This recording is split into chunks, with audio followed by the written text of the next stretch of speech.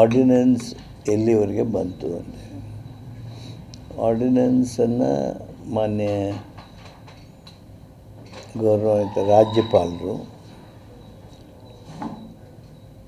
ಕೆಲವು ತಮ್ಮ ಆಕ್ಷೇಪಗಳನ್ನು, ಅನಿಸಿಕೆಗಳನ್ನು ವ್ಯಕ್ತ ಮಾಡಿ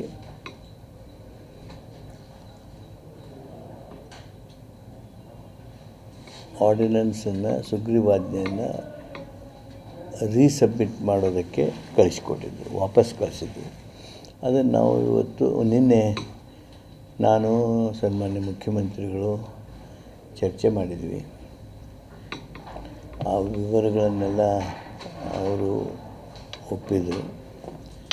ಈಗ ಮತ್ತೆ ನಿನ್ನೆ ಸಾಯಂಕಾಲ ಆ ಸುಗ್ರೀವಾಜ್ಞೆಯನ್ನು ನಮ್ಮ ಕ್ಲಾರಿಫಿಕೇಷನ್ಸ್ ಏನಲ್ಲವು, ನಮ್ಮ ನಿಲುವು ಏನೈತಿ ಅವುಗಳನ್ನು ವ್ಯಕ್ತ ಮಾಡಿ 5 ಅಂಶಗಳ ನಮ್ಮ ಸುದೀರ್ಘವಾಗಿರ್ತಕ್ಕಂಥ ವಿವರಣೆಯನ್ನು ನೀಡಿ ರಾಜ್ಯಪಾಲರಿಗೆ ನಾವು ರೀಸಬ್ಮಿಟ್ ಮಾಡಿದ್ವಿ. ಕಡತವನ್ನು ಮತ್ತೆ ಮರುಮಂಡಿಸಿದ್ದೇವೆ.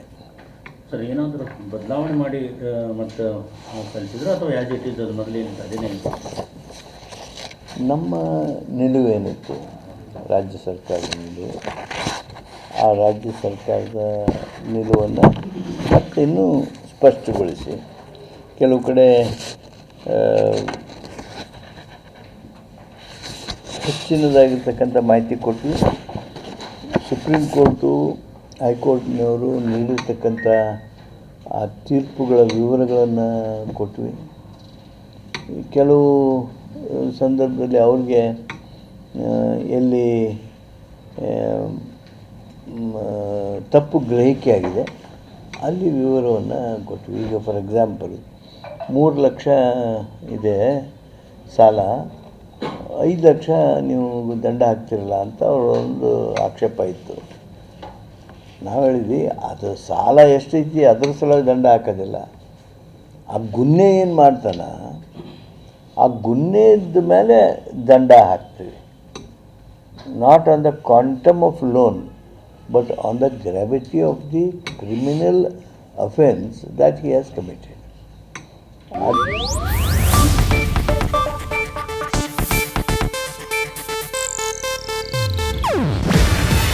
ಇದು ಏಷ್ಯಾನೆಟ್ ನ್ಯೂಸ್ ನೆಟ್ವರ್ಕ್ ಪ್ರಸ್ತುತಿ. ನೀವು ನೋಡ್ತಿದ್ದೀರಾ ಏಷ್ಯಾನೆಟ್ ಸುವರ್ಣ ನ್ಯೂಸ್.